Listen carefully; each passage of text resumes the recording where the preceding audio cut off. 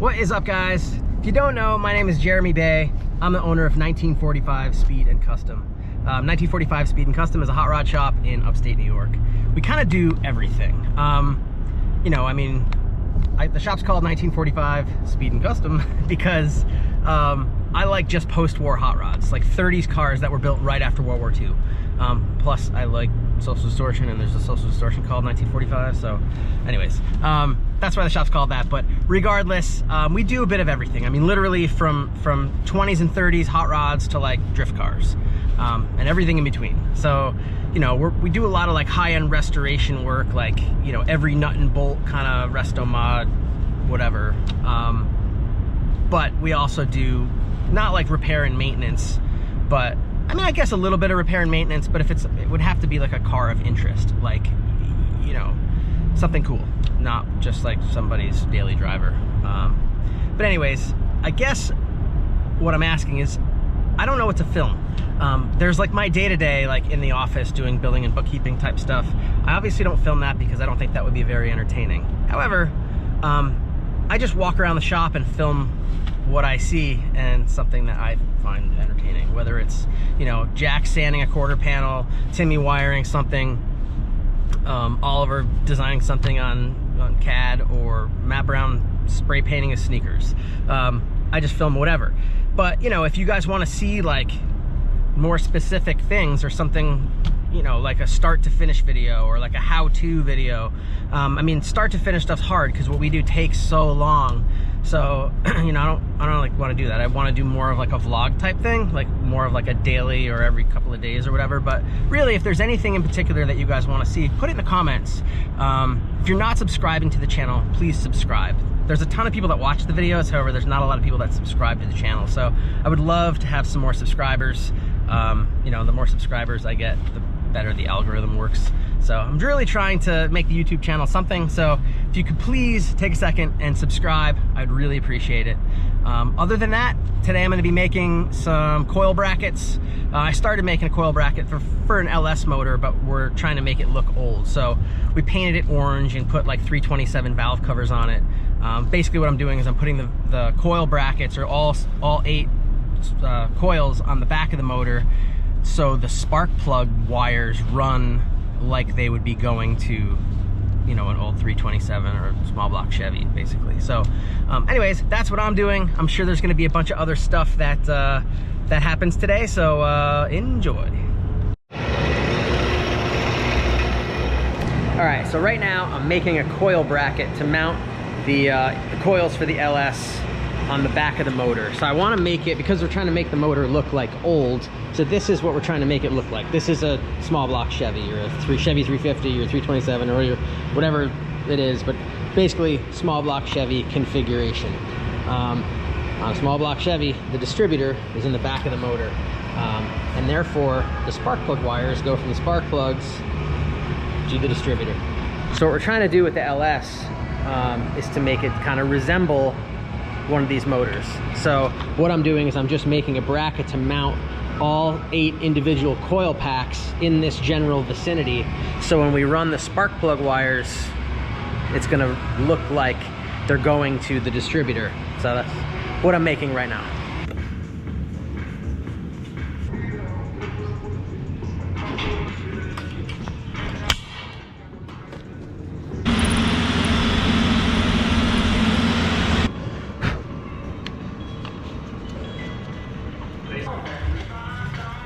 Dad would have liked all of it.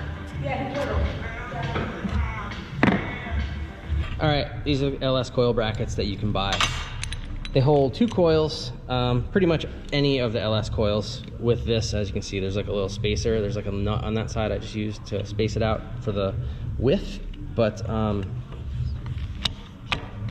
basically taking these things and then made a little bracket here, and I'm making another little bracket, and they're going to weld together, and they're going to be like a little tree of coil brackets.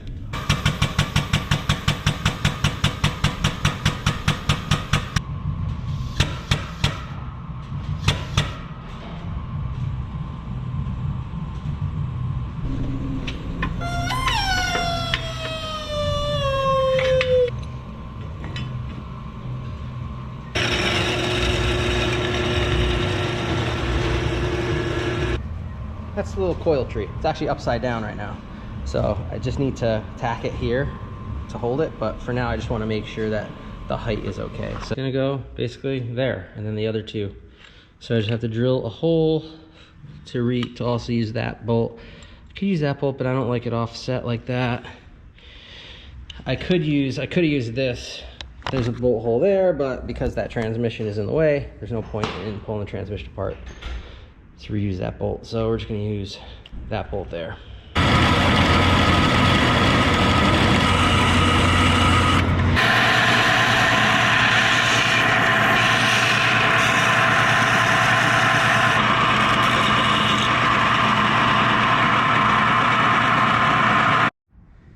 All right, super simple, but this should work.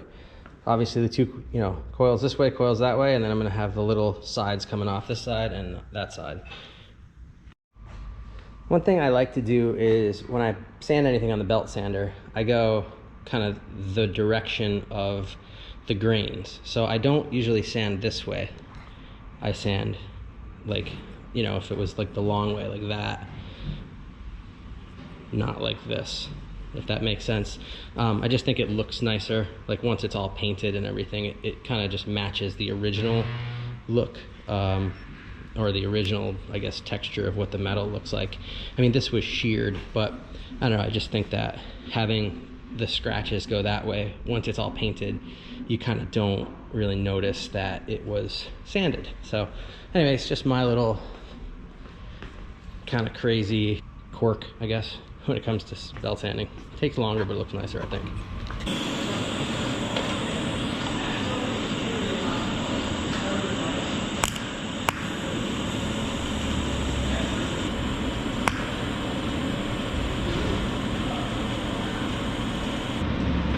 I think I just screwed up. These are facing the wrong damn direction. I guess I can just flip these brackets over, but I just don't know if the height is the same. Shoot! What an idiot. So I accidentally welded them with some of the coil brackets facing up and some facing down. However, I don't think it matters because when I look at the height of these and the height of these are the same. So I think what I should be able to do, is just flip them over. As long as they're the same height, I'll be happy. All right, so this is, this chair. Timmy's got this trick chair that has one missing leg or one missing wheel. And every time you sit in it, it just sort of flips.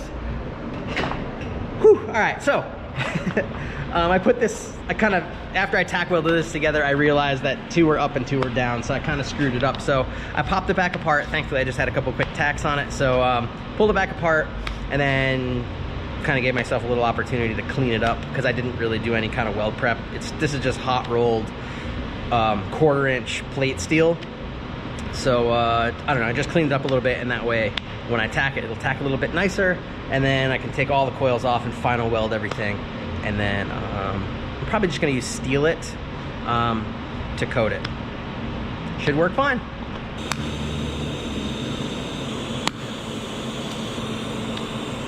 Tack. Sorry, Timmy. Dipped your tungsten. Drop my stupid welding rod again. Come on. Just keep disappearing.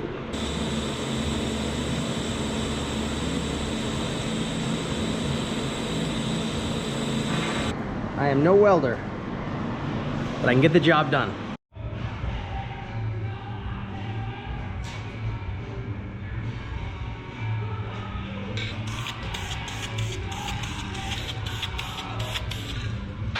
All right, shot a little bit of primer on this thing.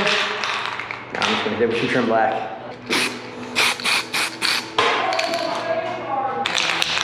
Third and final coat. Some Kemperly trim black. I'm out of Steel It, or I would normally be using Steel It, but this will do the trick. All right, it is the next day, and my bracket's dry. Sweet. I could put all the coils on the bracket and then put the bracket on, but I'm going to do this first. This is just a little blue Loctite. It's gonna do kind of two things. It'll lubricate the threads so they won't seize, and also obviously act as Loctite. So yeah, the big thing is, especially these are aluminum, so threading aluminum, or threading, yeah, stainless steel, because that's what the bolts are. So threading stainless steel into aluminum is like always super sketchy, because it's like, it's literally asking for it to get galled, which is like the worst. Basically what happens is the aluminum is super soft and the stainless is super hard, and it will literally like just freeze itself in there.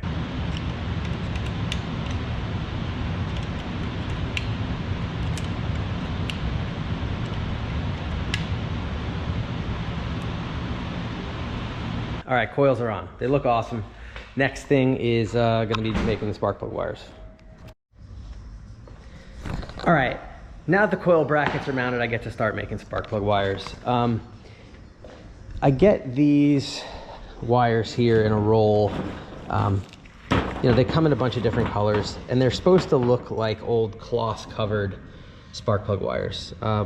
Originally, these actually are like a modern spark plug wire. You see, it's like a solid core wire, like a normal spark plug wire. But you know, these just look old, and they come in all different colors, whether they be red with a black tracer, or these are black with an orange tracer, and they have yellow, and they have a whole bunch of different colors. But we chose the black with the orange just because it will kind of work well with the colors that we have here. So when you get them, or I shouldn't say when you get them, but typically spark plug wires come with you know, these regular ends, which this end is the spark plug side end. This end would normally snap into the distributor cap, but on an LS it doesn't work that way. They have, the coils have like a little nipple. I don't know if you can see them in there, but you gotta use a special end, and I just got these things on Amazon actually, but I bought these on Amazon, and these are like a 45-degree boot.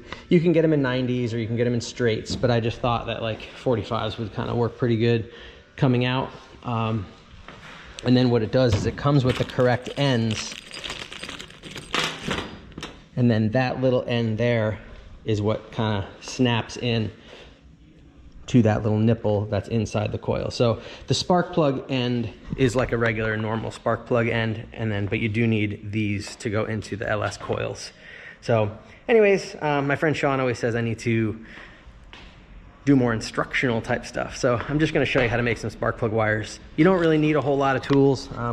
These are just some simple spark plug wire crimpers. I got these off the Matco tool truck, but you can buy them from anywhere, like any part store sells these things. So these are to crimp the wires the right way. These are obviously just, I'm just using these to just cut the wire, just some snips. And then I have a marker to mark the wires, and then I just use a razor blade to cut the end, and I'll show you how I do that, because there's a core that's in there. So you have to cut the wire and then let the core stick out. And I'll show you how that goes in a second. But literally, there's not a whole lot of tools to do this. It's not that difficult, and anybody can make them look cool, just a little bit of thought. When I make these, I start with the spark plug end. So you stick this on, and then I'll show you how to strip this in a second. I typically put a little bit of WD-40 on the rubber boot, and it helps to just slide it onto the spark plug wire. So this end here needs to sit like this, okay? But what has to also happen is this spark plug wire needs to be stripped. So you kind of see where it goes. It needs to go about that far in, because you can see it needs to go to about there. So you stick it to there. Actually, I don't like that because it's got like a weird, it's not totally straight. So let me just, okay. Now it's straight, goes into there. I then take the razor blade here and kind of, you gotta cut around, and basically without cutting into the core of the wire, you have to kind of work your way around to strip this end off. Might be a tool for this. However, if there is, I don't have it. I just do it this way. And then you pull this off. Oop. Okay, so that core needs to wrap around. Now that goes like that. As you can see, I cut my thumb with the razor blade. That's pretty awesome. So this just goes like this. This goes like this. And I usually kind of get it started like so.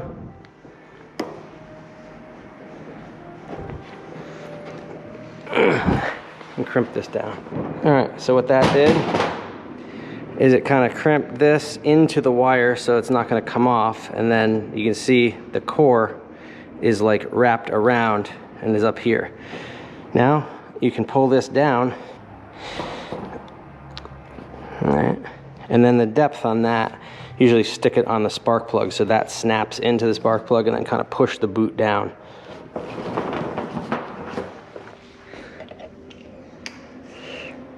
And then just push the boot down onto it.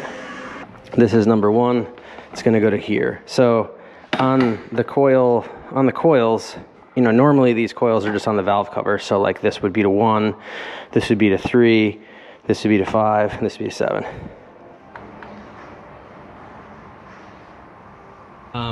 You know, so I pretty much went from the spark plug and then kind of just stuck it into the distributor, you know, cut it kind of long, and then I didn't really finalize the wires. I just went from the spark plug into the coil, and then, you know, then ran this spark plug into the coil, so on and so forth. I didn't finish the ends, and with doing it that way, I could kind of like finish the, I'm probably gonna like pull these together like that with one of those like cable, like spark plug clips or whatever. But, you know, the idea is just to have the wires kind of run in a uniform sort of, I guess have a uniform sort of flow to them, and they really do. I think they look great. So it's not difficult. It's just, you know, a little bit tedious. If you've never done spark plug wires before, it's not that difficult. I do know they make better tools than the one that I have, but it's the one I've been using for years, so it's it works. I probably, every time I do spark plug wires, I say to myself, I'm gonna get a better tool for this, and then I don't. So, but I'm gonna get a better tool, because that thing, it works, but it's not that great. However, it makes spark plug wires and they work perfectly. So I've literally made dozens of spark plug wires with those crimps. That's pretty much it, guys. If you have any questions, put them in the comments. Obviously, subscribe to the channel. Hit the like button. Thanks. See ya.